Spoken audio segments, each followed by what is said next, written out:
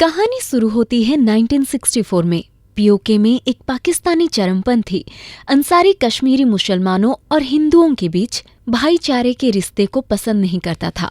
वो इस बंधन को तोड़ने और उन्हें अलग करने की एक योजना बनाता है।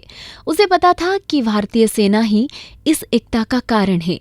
वो पाकिस्तान में कुछ बच्चों का ब्रेन वॉश करता है और उन्हें कश्मीर भेजता है। वो उन्हें सलाह देता है कि वो अपनी योजनाओं को सफल बनाने के लिए वेश बदल के कश्मीर में रहें।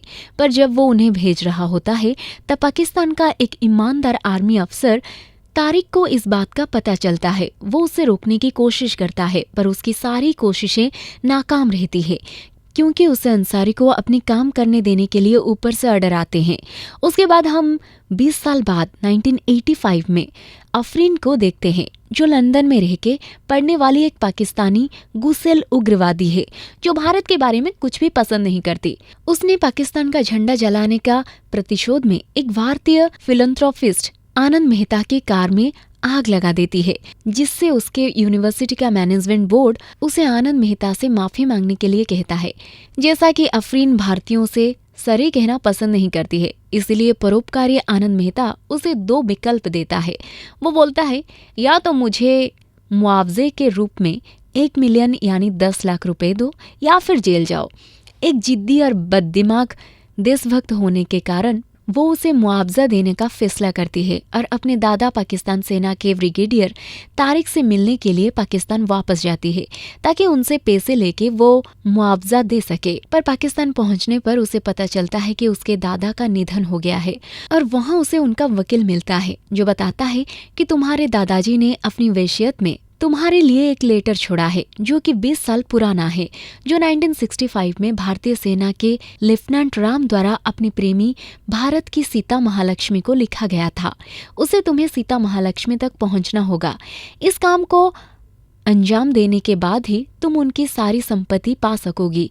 पहले तो अफरीन मना कर रही होती है, फिर वो उसे लेटर देने के लिए राजी हो जाती है ताकि वो अपने दादा तारिक की संपत्ति को पा सके और खुद को इस मुसीबत से बचा सके। उसके बाद अफरीन सीता की तलाश में हैदराबाद के लिए निकलती है। हैदराबाद में उसका साथ देता है लंदन के यूनिवर्सिटी का उसका एक सीनियर बालाजी।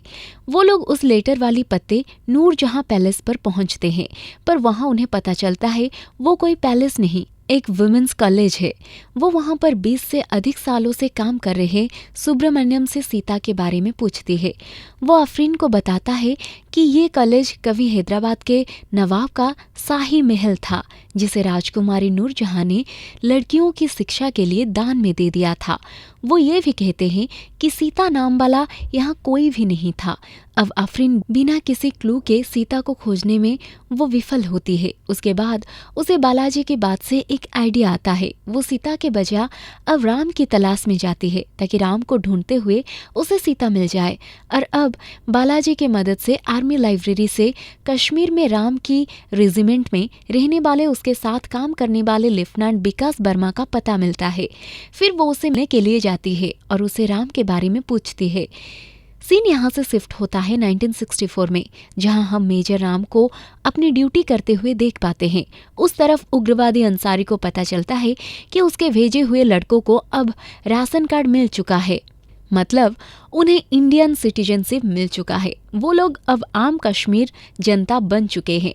तो वो अपने आदमी से कहता है कि तुम जमीर से ये कह दो कि इन लोगों के बारे में वो इंडियन आर्मी को इन्फॉर्म कर दे ताकि इंडियन आर्मी उन सबको मार दे। दरअसल इसके पीछे अंसारी का एक बड़ा प्लान था। इधर जमीर उन 5 टेररिस्ट के बारे में इंडियन आर्मी को इन्फॉर्म कर देता है।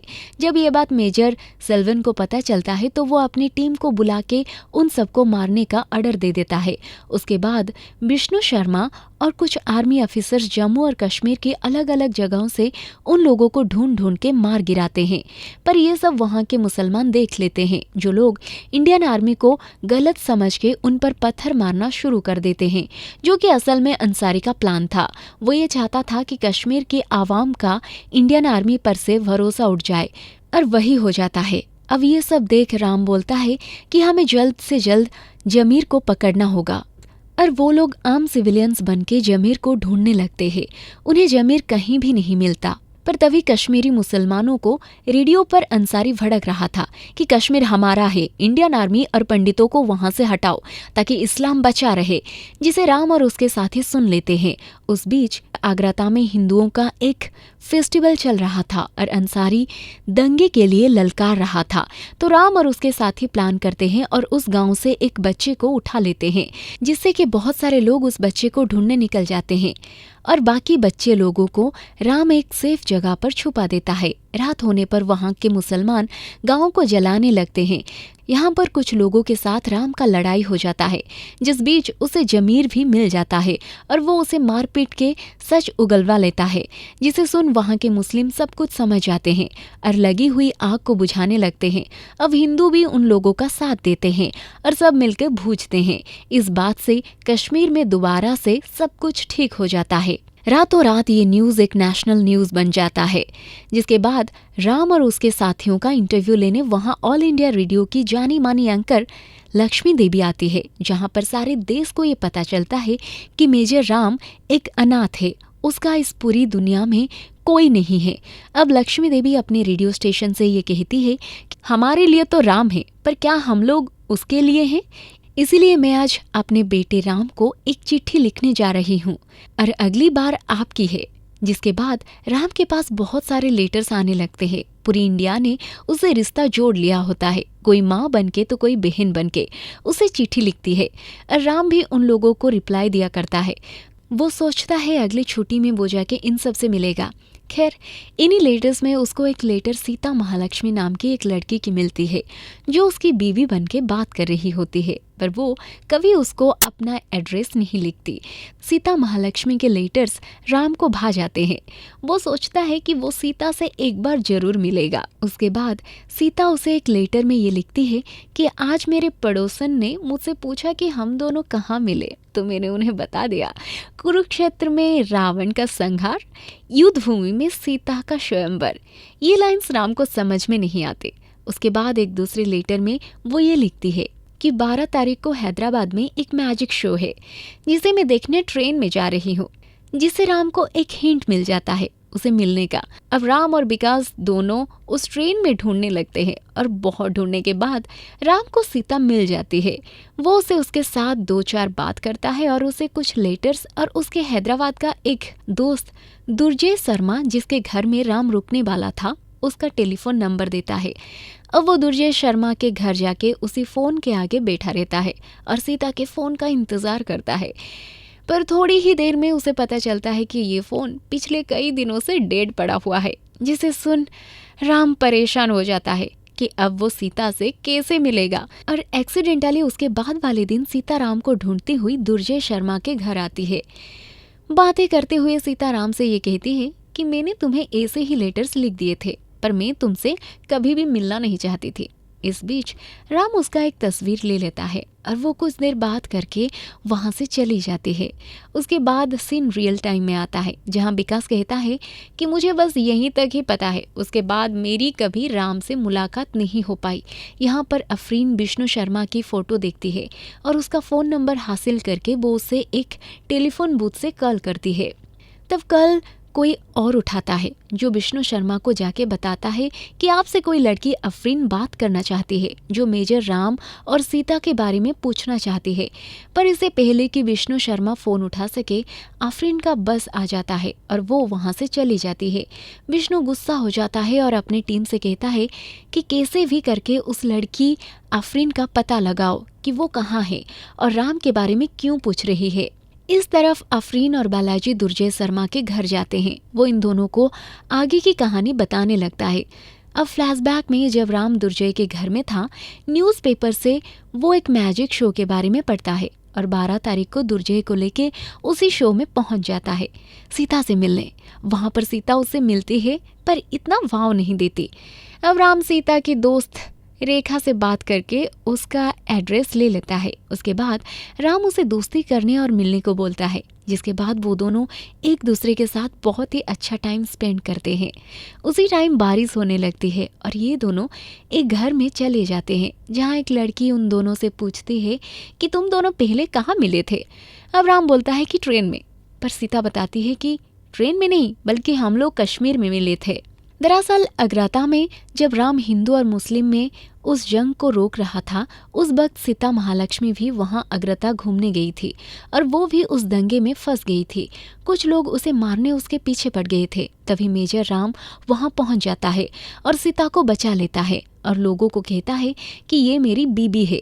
इस झगड़े के दौरान राम ने सीता का चेहरा भी नहीं देखा होता। अब राम को भी सीता के लेटर का उस लाइन का मतलब समझ आ जाता है कि लेटर में ऐसा उसने क्यों लिखा था। अब सीता पैलेस लौट जाती है जहाँ पर वो डांस टीचर है। दूसरे दिन राम दुर्जय को लेके पैलेस में जाने की कोशिश करता है और सुब्रमण्यम को अपनी बातों में फंसा के उसके साथ पैलेस में चला जाता है, जहाँ पर बड़ी मुस्कुराहट के बाद वो आखिर में सीता से मिलता है। वो वहाँ पे सीता को कहता है कि मैं एक अनाथ हूँ, मेरा कोई नहीं है, इसीलिए आज तक छुट्टियों में मैं देश की अलग अलग जगह घूम के वापस चला जाया करता था, पर अब मैं चाहता हूँ कि आगे से छुट्टियों में तुम मेरा इंतज़ार करो, तुम मुझसे शादी कर लो, मैं तुम्हें रानी की तरह रखूँगा। पर सीता उसका कोई जवाब नहीं देती। अब सीन रियल टाइम में आ जाता है जहाँ पर दुर्जय अफरीन और बालाजी से कहता है मुझे बस यहाँ तक पता है। ये सुन के अफरीन दोबारा परेशान हो जाती है कि सीता असल में कहाँ है। दुर्जय के पास सीता का एक फ़ोटो होता है जिसे राम ने पहले मुलाकात में सीता का लिया था। वो फ़ोटो अफरीन उसे मांग लेती है और वो दोनों दोबारा पैलेस में जाते हैं सुब्रमण्यम को फ़ोटो दिखा के सीता के बारे में पूछने के लिए। पर इससे पहले कि वो पूछती उसकी नज़र दीवार पे लगी एक बड़ी सी तस्वीर पर जाती है जो कि सीता का होता है, पर उसके नीचे प्रिंसेस नूरजहां लिखा होता है। मतलब सीता का असली नाम प्रिंसेस नूरजहां है। इस तरफ विष्णु शर्मा अफरीन की तलाश में विकास के घर पहुंच जाता है और उससे अफरीन का होटल का पता मिलता है। उधर फ्लैशबैक में राम दुर्जय को कॉल करके बताता है मैंने सीता से शादी की बात की पर उसने कोई भी जवाब नहीं दिया। इस पर दुर्जय राम को बताता है कि कोई भी लड़की किसी के बारे में बिना कुछ जाने कैसे उस पर भरोसा कर सकती है, तुम पहले उसे अपने बारे में काम के कुछ बताओ। उस तरफ सीता की फ्रेंड रेखा उससे कहती है तुम जितना लेट करोगी राम को उतना ज्यादा दर्द होगा, तुम्हारी सच के बारे में राम को बता दो क्योंकि तुम्हारे भाई कभी भी राजी नहीं होंगे। जिस पर सीता भी दुखी हो जाती है और बोलती है कि मुझे शायद पहले उसे सारी बात बता देनी चाहिए था। तभी उस टाइम ओमान में फाइनेंशियल क्राइसिस होने पर वहाँ का सुल्तान नूरजहां की प्रॉपर्टी हड़प लेता है। उनके फैमिली को बहुत सारा नुकसान होता है, इसीलिए उसे भी इससे बाहर निकालने का एक रास्ता ढूंढता है कि ओमान के प्रिंस से नूरजहां की शादी करवा दे। ये सुन के नूरजहां बहुत दुखी हो जाती है। यहाँ रियल टाइम में अफरीन और बालाजी रेखा से मिलते हैं। अब यहाँ से रेखा आगे की कहानी बताने लगती है कि अब एक दिन राम सीता के पास पैलेस में आता है और अपने बारे में बताने लगता है कि मेरी सैलरी 600 रुपया है, मेरे अकाउंट में 12,000 रुपये हैं जिससे हम एक बड़ा सा घर ले सकते हैं, मैं तुम्हें महारानी बना के रखूँगा। पर सीता उसे बोलती है कि मैं थोड़ी क्रिटिकल कंडीशन में हूँ, वो तुम समझ नहीं पाओगे। दरअसल राम छुट्टियों में इस बार उन सबसे मिलने आया होता है जो लोग उसे चिट्ठी लिखा होते हैं और वो अपने साथ सीता को भी उन लोगों के घर ले चलता है। वो सोचती है रास्ते में वो सब उसे बता देगी, पर जब वो लोग उनका जर्नी शुरू करते हैं तो एक फोटोग्राफर उनका पीछा करने लगता है और इन दोनों की फ़ोटो लेना शुरू कर देता है अपनी अखबार में छपवाने। राम और सीता एक एक करके सबके घर जाते हैं और आखिर में वो राधिका नाम की एक औरत के पास आते हैं जो कि राम के बहन बन के चिट्ठी लिखा करती थी। राम जब यहाँ आता है तो उसे पता चलता है कि राधिका एक प्रोस्टिट्यूट है और उसकी एक छोटी सी बच्ची भी है। जब राम राधिका और उस जैसे बहुत सारी लड़कियों को उस कोठे से आज़ाद करवाता है जिसमें उसकी सारी सेविंग्स ख़त्म हो जाती है। अब राम सीता से बताता है कि अब हम घर नहीं खरीद सकते और अब वो सीता से कहता है कि मैं आज रात को ही कश्मीर निकल जाऊंगा, तुम मुझे स्टेशन तक छोड़ने तो आओगी ना। पर रात को सीता स्टेशन नहीं आती, राम कश्मीर चला जाता है। राम अब बहुत दुखी हो जाता है। उधर नूरजहां भी राम के इतने करीब होने के कारण उसे सच्चाई नहीं बता पाती और वो भी दुखी थी। कश्मीर आने के बाद राम जब भी सीता को कॉल करता है नूरजहां उसे ठीक से बात नहीं करती इसके बाद वो रिपोर्टर राम और सीता का फोटो अखबार में छपा देता है और लिखता है, प्रिंसेस एक आदमी से प्यार करती है। ये बात ओमान के राजा को पता चलता है तो वो सच जानने के लिए एक आदमी भेजते हैं। अब नूरजहां का भाई जब नूर से इस बारे में पूछता है तो वो सब कुछ सच बता देती है, जिससे उसका रिश्ता ओमान के प्रिंस से टूट जाती है और उसका भाई उस पर बहुत गुस्सा हो जाता है। वो पूछता है, कौन है ये लड़का? वो बताती है कि ये राम है जिसे मैं प्यार करती हूँ, और अगर आपको मेरे वजह से नुकसान हो रहा है तो आप मेरी प्रॉपर्टी भी ले लीजिए। और राम से मिलने वो कश्मीर निकल जाती है। कश्मीर में राम और सीता बहुत अच्छा टाइम स्पेंडते हैं। उसके बाद सीन प्रेजेंट में आता है, जहाँ पर अफरीन रेखा से पूछने लगती है कि नूरजहां अब कहाँ है। रेखा कहती है लंदन में। वो अब लंदन कॉल करती है, जहाँ उसे पता चलता है कि नूरजहां फिलहाल कश्मीर में है। वो नूरजहां का कश्मीर का एड्रेस हासिल कर लेती है।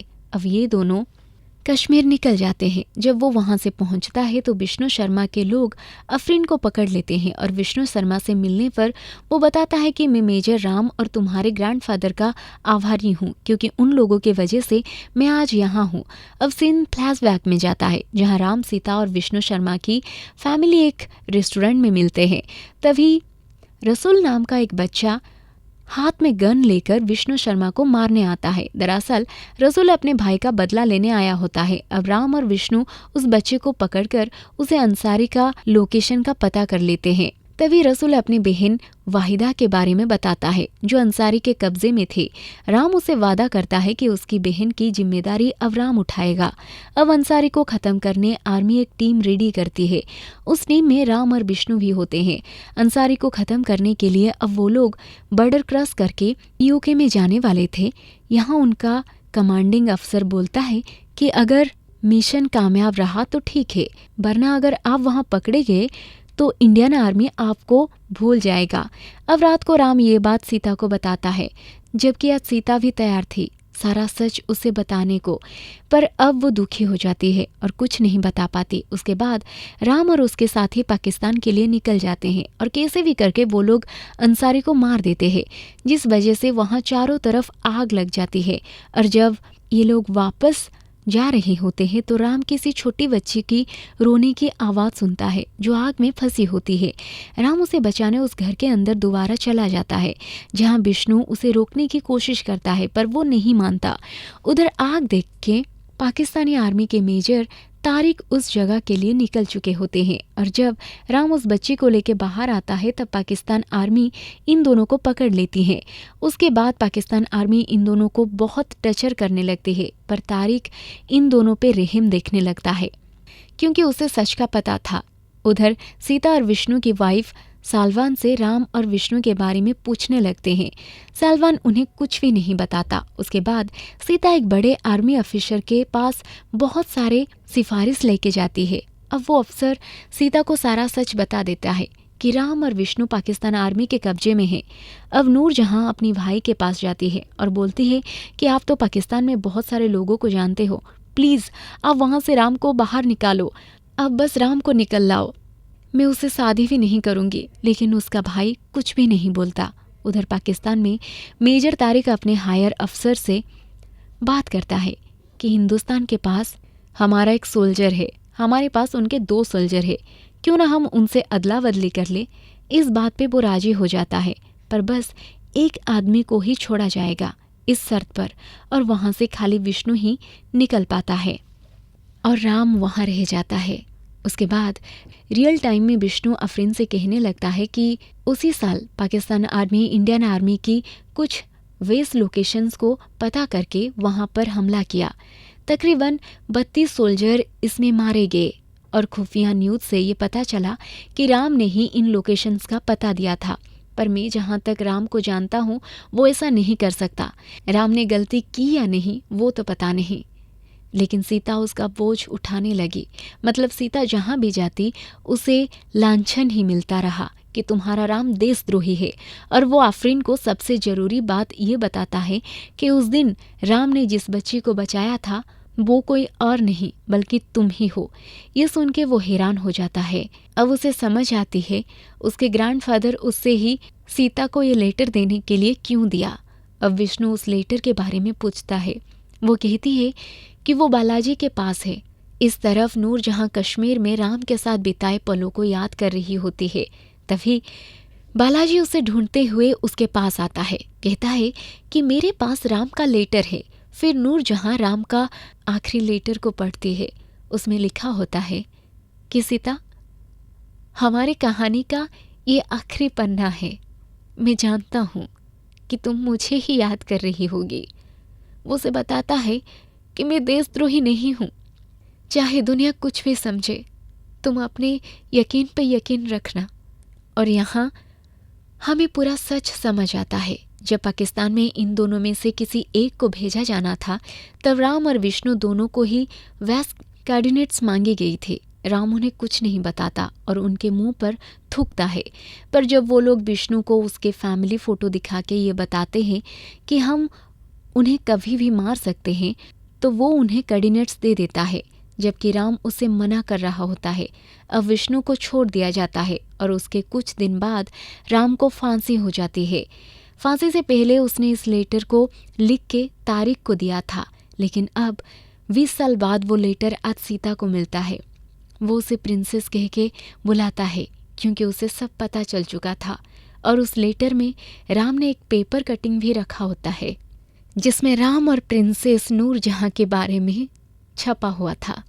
इधर विष्णु नहीं चाहता था कि वो लेटर सीता को मिले, पर उसी लेटर से विष्णु शर्मा को आर्मी से डिसमिस किया जाता है और राम के लिए सीता को सम्मानित किया जाता है। और इसके साथ ही ये कहानी खत्म हो जाता है।